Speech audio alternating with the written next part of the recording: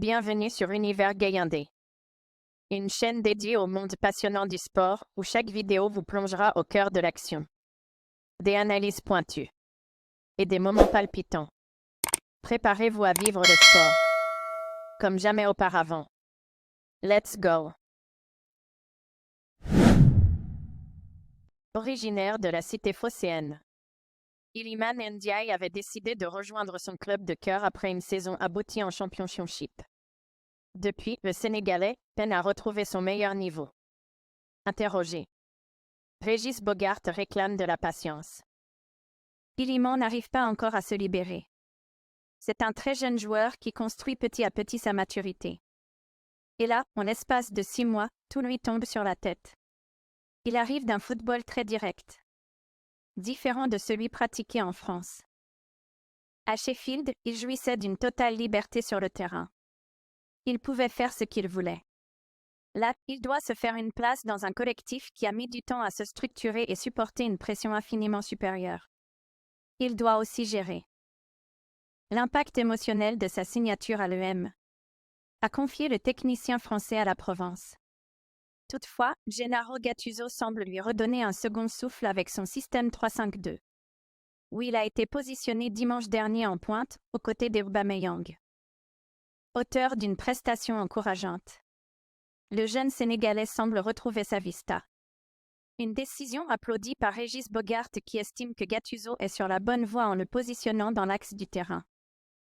C'est avant tout un joueur d'axe. Il est capable d'amener une plus-value dans la construction. C'est un accélérateur de jeu, même si vous l'avez peu vu. À l'EM, j'ai l'impression qu'on veut lui donner plus de responsabilités.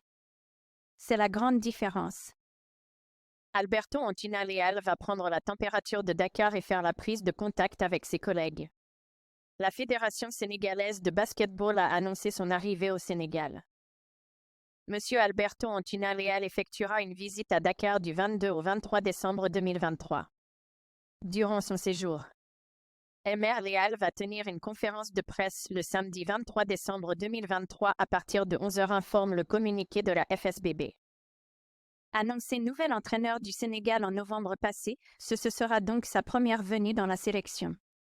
Rappelons que Leal avait dirigé la sélection ougandaise lors de l'Afro-Basket passé. L'équipe nationale féminine du Sénégal prépare le tournoi de qualification olympique TQO pour les Jeux olympiques 2024. Décrocher le billet pour Paris est d'ailleurs le premier objectif assigné aux jeunes techniciens. Mardi dans l'après-midi, Steve Cooper a été démis de ses fonctions par la direction de Nottingham Forest qui aurait déjà un nom en tête pour le remplacer. Moussa Niakhaté et Cheikhou Kouyaté devraient désormais être entraînés par Nuno Espirito Santo. Nottingham a annoncé mardi dans l'après-midi avoir mis fin au contrat de Steve Cooper. L'entraîneur gallois qui occupait le banc depuis septembre 2021 n'a pas pu résister à une nouvelle défaite subie contre Tottenham. Vendredi à domicile 0-2. Adopté par les fans depuis qu'il a fait remonter le club en première division en 2022. Le Gallois se retrouve désormais sans club. Les dirigeants de Forest sont déjà en négociation avec le Portugais Nuno Espirito Santo, déjà passé par la Premier League. L'ancien coach de Wolverhampton, puis récemment sur le banc d'Al Ittihad en 2022-2023, est donc pressenti pour reprendre sa place sur le banc de l'actuel 17e du championnat anglais et devenir l'entraîneur de Niakhaté et Kouyaté.